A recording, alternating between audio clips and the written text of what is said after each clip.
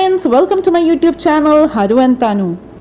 പൊതുവെ കുട്ടികൾക്ക് പച്ചക്കറി കഴിക്കാൻ വളരെ മടിയാണ്. പ്രത്യേകിച്ച് എൻ്റെ മോൻ്റെയൊക്കെ കാര്യം പറയുകയാണെങ്കിൽ അവന് വെജിറ്റബിൾസൊക്കെ ഒട്ടും തന്നെ ഇഷ്ടമല്ല.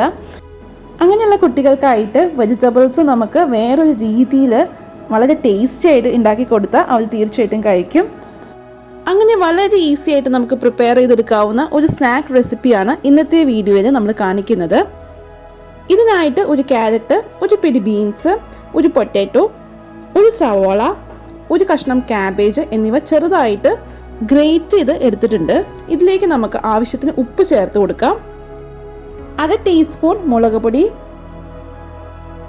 1/2 ടീസ്പൂൺ മഞ്ഞൾപ്പൊടി, 1/4 ടീസ്പൂൺ ഗരം മസാല പൗഡർ, ഒരു ചെറിയ കഷ്ണം ഇഞ്ചി ഗ്രേറ്റ് ചെയ്തെടുത്തത്, ഒരു പച്ചമുളക് ചെറുതായിട്ട് മുറിച്ചത്, ഒരു തണ്ട് കറിവേപ്പില ചെറുതായിട്ട് ഇതുപോലെ കൈ കൊണ്ട് മുറിച്ചത്, ഒരു ടീസ്പൂൺ മല്ലിയില ചെറുതായിട്ട് മുറിച്ചത്, 2 ടേബിൾ സ്പൂൺ അരിപ്പൊടി. നമ്മുടെ സ്നാക്കിന് ഒരു ക്രിസ്പിനെസ് കിട്ടാനായിട്ടാണ് അരിപ്പൊടി ചേർക്കുന്നത്.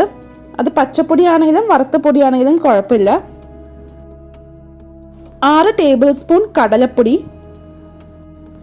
ഇതിനിപ്പോൾ പ്രത്യേകിച്ച് ഒരു അളവ് പറയാൻ സാധിക്കില്ല. ആദ്യം ഒരു 6 ടേബിൾ സ്പൂൺ കടലപ്പൊടി ചേർത്ത് നോക്കൂ. എന്നിട്ട് നമുക്ക് കുഴച്ചിട്ട് പോരാന്ന് തോന്നുന്നുണ്ടെങ്കിൽ വേണമെങ്കിൽ ചേർത്ത് കൊടുക്കാം. എന്നിട്ട് നമുക്ക് കൈ ഉപയോഗിച്ച് നല്ലവണ്ണം ഇതൊന്ന് കുഴച്ചെടുക്കണം. വേറെ വെള്ളം ചേർക്കേണ്ട ആവശ്യമില്ല. ഈ വെജിറ്റബിൾസിൽ നിന്നുള്ള വെള്ളം ഇറങ്ങിയിട്ട് നമുക്ക് നല്ലൊരു പാകത്തിന് കുഴച്ചെടുക്കാനായിട്ട് സാധിക്കും.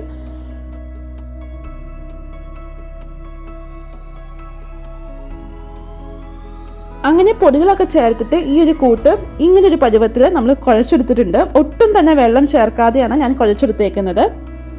ഈ ഒരു സമയത്ത് കുറച്ചെടുത്തൊന്ന് ടേസ്റ്റ് ചെയ്ത് നോക്കുക. ഉപ്പ് പോരാന്ന് തോന്നുന്നുണ്ടെങ്കിൽ കുറച്ച് ഉപ്പ് ഇട്ട് കൊടുക്കാവുന്നതാണ്. കുറച്ചുകൂടി എരിവ് വേണമെന്ന് തോന്നുവാണെങ്കിൽ കുറച്ച് മുളക് പൊടി ചേർത്ത് കൊടുക്കാവുന്നതാണ്.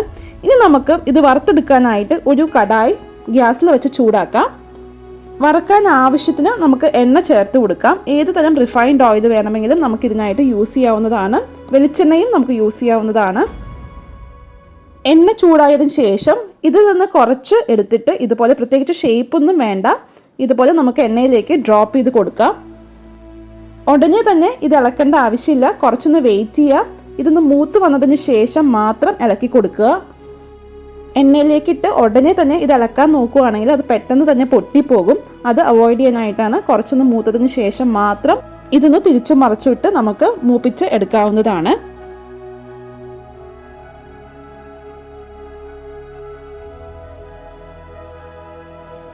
ഒരു മീഡിയം ഫ്ലെയിമിൽ വെച്ച് നമുക്കിത് കുക്ക് ചെയ്തെടുക്കാം.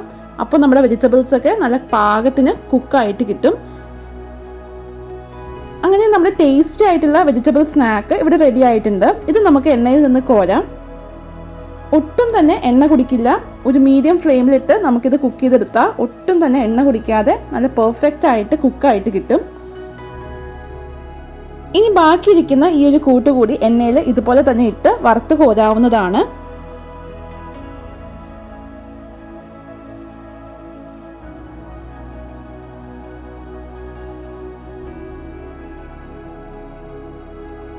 ഇത് നമുക്ക് ടൊമാറ്റോ കെച്ചപ്പിൻ്റെ ഒപ്പം സെർവ് ചെയ്യാം. അങ്ങനെ വളരെ ടേസ്റ്റി ആയിട്ടുള്ള വെജിറ്റബിൾ സ്നാക്ക് ഇവിടെ റെഡിയാണ്. എല്ലാവരും തീർച്ചയായിട്ടും ട്രൈ ചെയ്ത് നോക്കൂ. വെജിറ്റബിൾസ് ഒക്കെ കഴിക്കാൻ മടിയുള്ള കുട്ടികൾക്ക് ഇങ്ങനെയൊന്ന് ഉണ്ടാക്കി നോക്കുവാണെങ്കിൽ അവർക്ക് തീർച്ചയായിട്ടും ഇഷ്ടമാകും. അപ്പോൾ ഈ വീഡിയോ ഇഷ്ടമായെങ്കിൽ please like, share, subscribe to my channel. Keep watching Haru and Thanu. By.